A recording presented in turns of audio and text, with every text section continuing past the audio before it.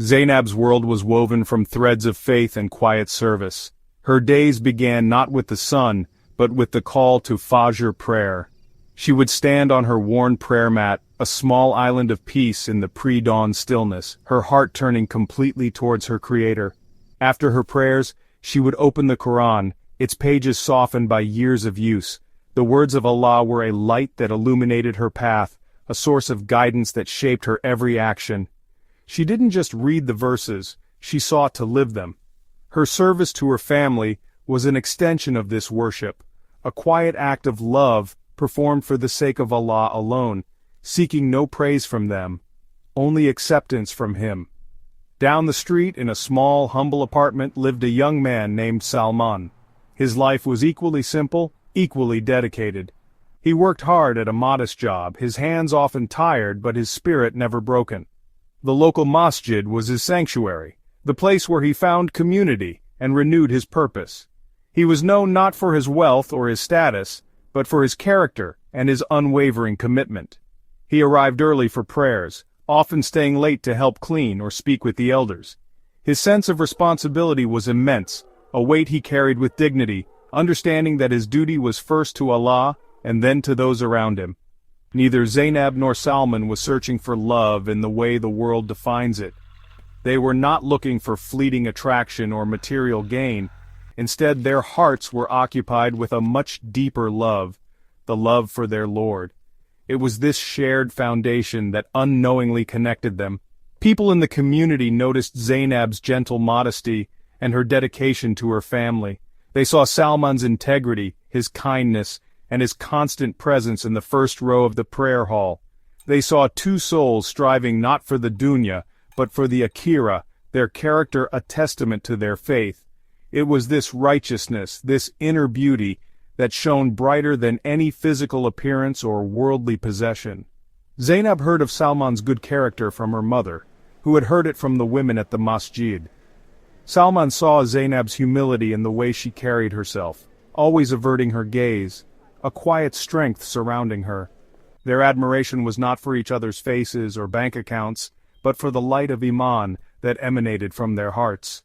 They recognized in one another a fellow traveler on the same path, a soul seeking the same ultimate destination, the pleasure of Allah. The path to their union was guided not by modern conventions, but by the timeless wisdom of Islamic tradition. The community's respected imam, a man of knowledge and piety, saw the potential for a blessed match. Having known Salman for years, and having heard of Zaynab's piety from the community, he felt a sense of duty. He approached Salman first, speaking of Zaynab's character and her family's devotion to the deen.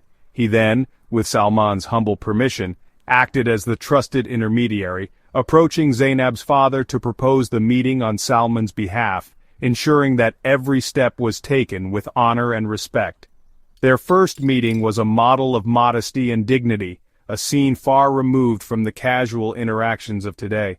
It took place in Zaynab's family home, with her father present as her wali. A simple screen was placed in the room, a physical barrier that allowed them to speak but prevented direct, prolonged gazes. This barrier wasn't a sign of mistrust. It was a profound symbol of respect.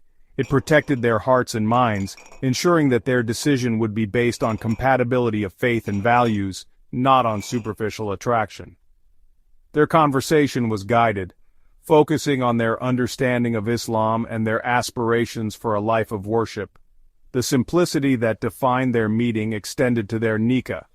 There was no extravagant hall, no mountain of debt, no pressure to impress society. The ceremony was held at the local masjid after a congregational prayer, witnessed by their close family and the community that had nurtured them. The imam recited the khutbah, reminding everyone of the sacredness of marriage in Islam. Their vows were simple, yet profound. The mahr Zaynab requested was modest, something Salman could afford without hardship, a symbol of his commitment, not a measure of his love or her worth. It was a beautiful, blessed union, free from the weight of unnecessary customs. In a world obsessed with grand gestures and lavish celebrations, their wedding was a quiet revolution. It was a testament to the idea that a marriage built on the foundations of taqwa or God consciousness needs no external validation. The joy in the room was palpable, not because of the decorations but because of the sincerity of the hearts involved. Friends and family shared simple dates and milk, their du'as for the couple filling the air with blessings. Their journey began not with a party but with a prayer, setting the tone for the life they hoped to build together, a life centered on Allah.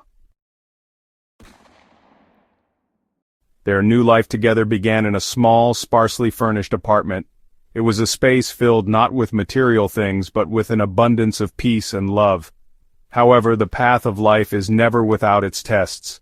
Shortly after their marriage, the company where Salman worked downsized and he lost his job.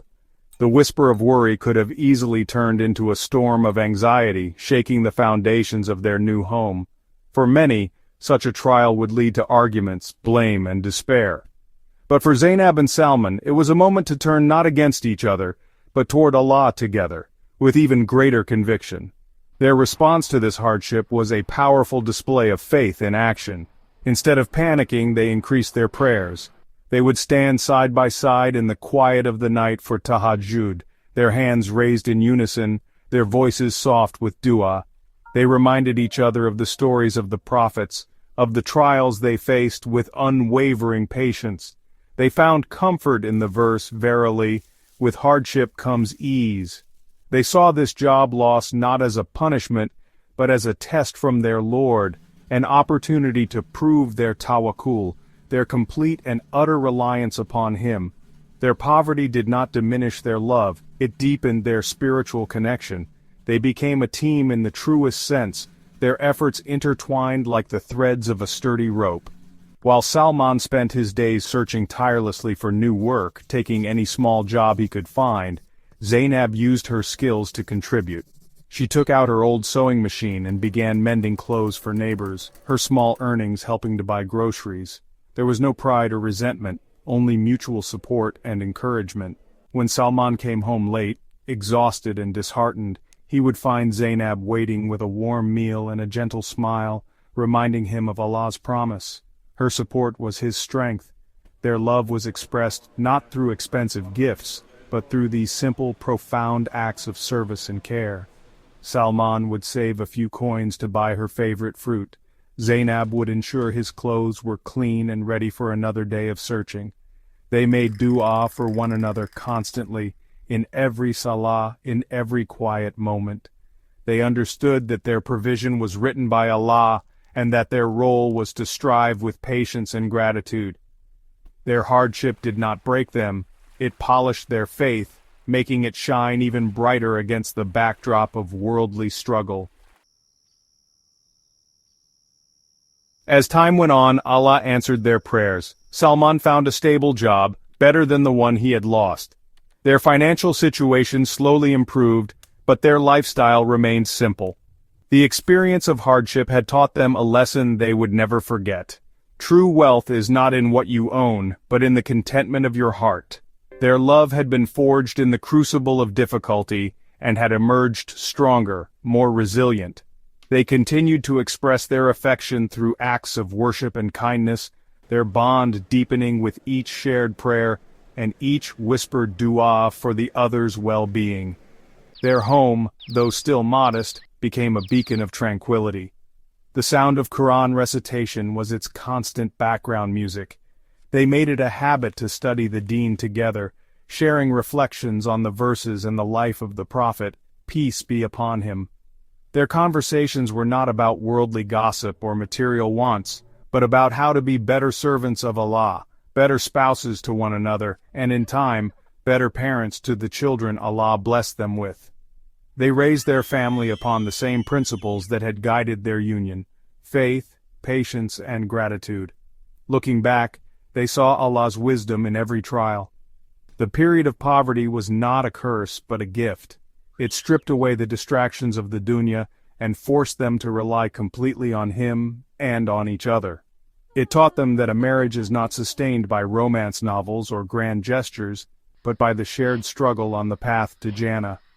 Their love story was not about finding a perfect person, but about two imperfect people coming together to help each other become better Muslims, striving to please their Lord with every shared breath.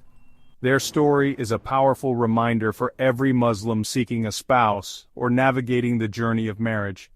The secret to lasting happiness is not found in wealth, status, or beauty.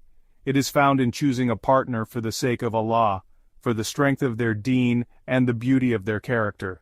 It is nurtured through shared worship, unwavering patience during trials, and constant, sincere dua.